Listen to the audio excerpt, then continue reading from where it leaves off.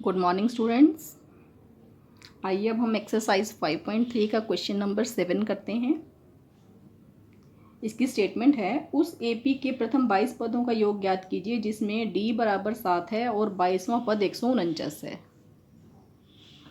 कहता है कि उस एपी के प्रथम 22 पदों का योग करना है, यानी S22 हमें ज्ञात करना है।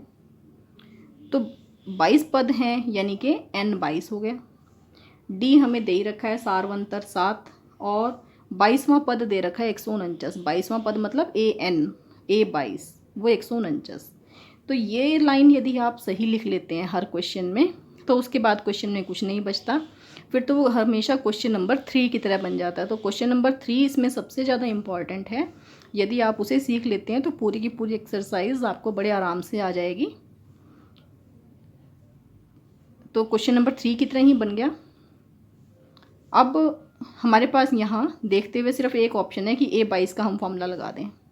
N का कोई फॉर्मूला नहीं होता, D का कोई फॉर्मूला नहीं होता, S22 तो हमें ज्ञात ही करना है। तो सिर्फ एक ये A22 बचता है। A22 का फॉर्मूला क्या होता है? A+21D। तो A+21D की वैल्यू हो गई 149। अब हमें जो मालूम है उनकी वैल्यू इसमें पुट कर देंगे। तो हमें क्या पता है? D पता है 7, A नहीं मालूम, तो D की वैल्यू 7 पुट कर दी। तो 21 7 147, 147 को दूसरी तरफ ले गए तो 149 में से 147 गए 2, यानी A की वैल्यू आ गई 2। अब हमें S22 ज्ञात करना है। S22 के लिए हमें A, N और D चाहिए। A पता है, D, N सब पता है, तो सिर्फ हमें पुट ही करना है। तो SN का फॉर्मूला अप्लाई कर दिया, उसके अंदर A, N और D की वैल्यूज़ पुट कर दी और उसे सिंप्लीफाई कर दिया। सिंप्लीफाई कैसे किया? पहले इसे काट दिया, ये 11 आ गया, 2 दूनी 4, 22 में से 1 गया 21, 21 साते 147, 147 में 4 जोड़े तो 151, इन दोनों की गुना की तो 1661। S22 आ गया 1661, यानी 22 पदों का जोड़ 1661 है। यही हमें ज्ञात करना था। अब हम क्वेश्चन नंबर 8 करते हैं। इसकी स्टेटमेंट है, उस एपी के प्रथम 51 पदों का योग ज्ञात कीजिए जिसके दूसरे और तीसरे पद क्रमशः 14 और 18 हैं।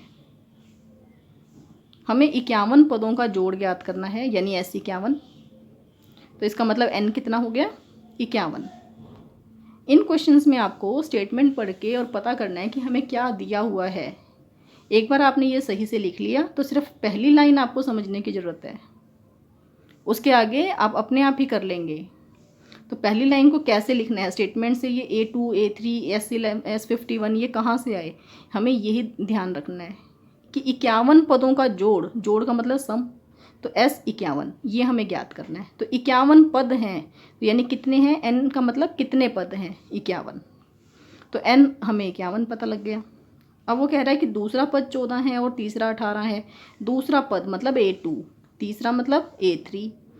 अब यहाँ पे हमारे पास क्या ऑप्शन है? N का कोई फॉर्मूला नहीं होता, ये तो ज्ञात ही करना है। बचे ये दोनों, तो A2 का फॉर्मूला A+D और A3 का फॉर्मूला A+2D। तो ये दो फॉर्मूले हम अप्लाई इस टाइम कर सकते हैं। और हमें चाहिए क्या? D चाहिए। SN ज्ञात करने के लिए हमें A, N और D चाहिए। तो यानी अब हमारा काम है, N तो हमें मालूम है, हमारा काम है A और D पता करना। तो ये दो टर्म्स हमें दे रखे हैं, दोनों लगातार हैं, सेकंड के बाद थर्ड। तो कोई भी दो टर्म्स अगर हमें लगातार पता हो तो बाद वाली टर्म में से पहले वाली टर्म घटा के हम डी ज्ञात कर सकते हैं। जैसे चौथे में से तीसरी, या तीसरे में से दूसरी, या दूसरे में से पहली, इस तरह कोई भी दो टर्म्स घटा के हम डी पता कर सकते हैं, सारवंतर। तो सारवंतर तो यहाँ हमें साफ साफ पता लग जाएगा क्योंकि लगातार टर्म्स हमें दी हुई हैं। तो 18 में से 14 गए 4। अब A2 हमें 14 दिया हुआ है। A2 का फॉर्मूला क्या होता है? A+D, यानी कि A+D 14 हो गया। अब D हमने अभी अभी याद किया 4, तो A+4 14 हो गया। 4 को दूसरी तरफ ले गए, 14 में से 4 कम हो गए, 14 में से 4 गए 10, यानी A का मान आ गया 10। अब A, D और N तीनों हमें पता लग गए हैं। ये देखिए N, ये D और ये A।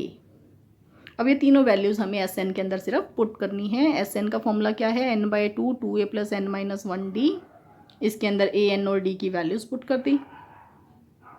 अब इसे सिंप्लीफाई करते हैं, ये 51/2 ऐसे ही रहेगा।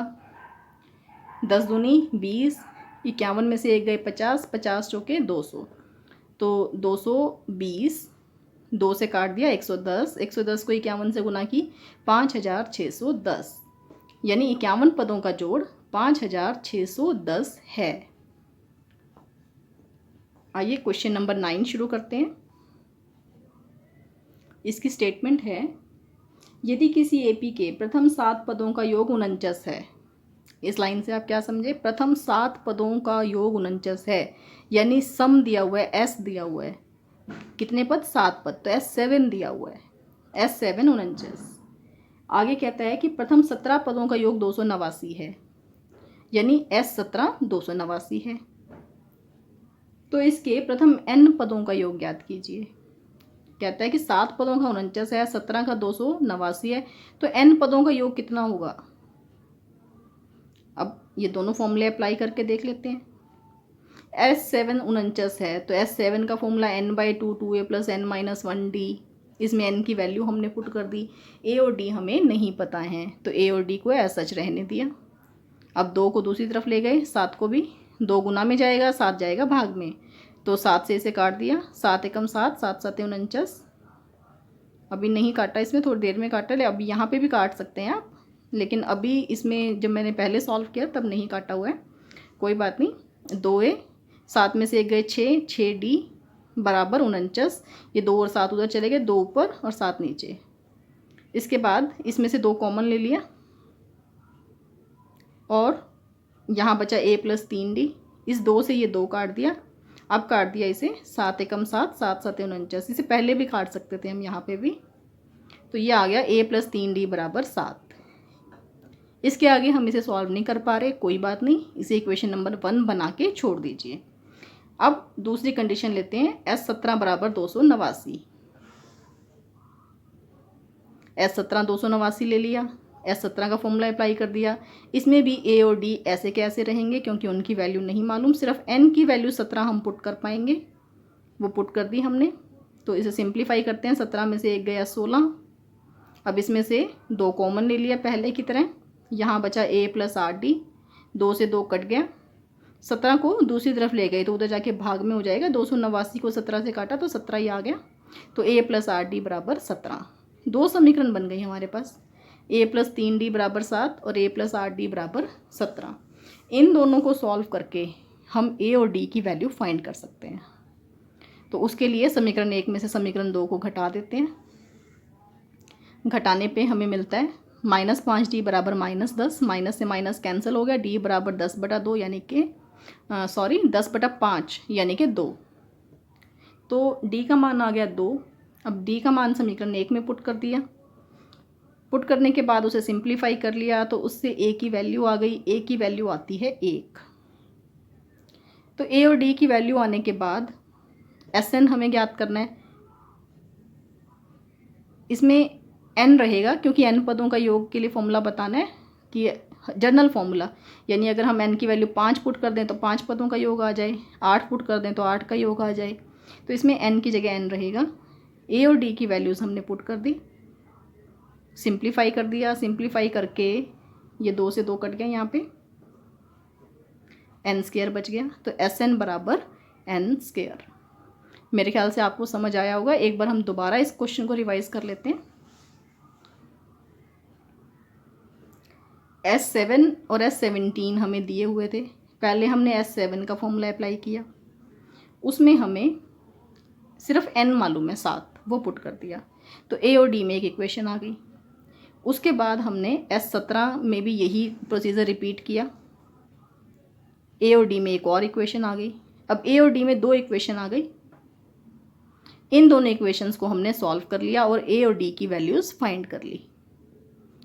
a और d की जो वैल्यूज़ आई, हमें तो क्या याद करना था, Sn, तो a और d की जो वैल्यूज़ आई हैं वो Sn में पुट कर दी। Sn का फॉर्मूला क्या होता है, n/2 2a + n-1d। इसके अंदर a और d की वैल्यूज़ पुट कर दी, उसे सिंप्लीफाई किया, तो Sn बराबर n²। ये था आपका क्वेश्चन नंबर 9।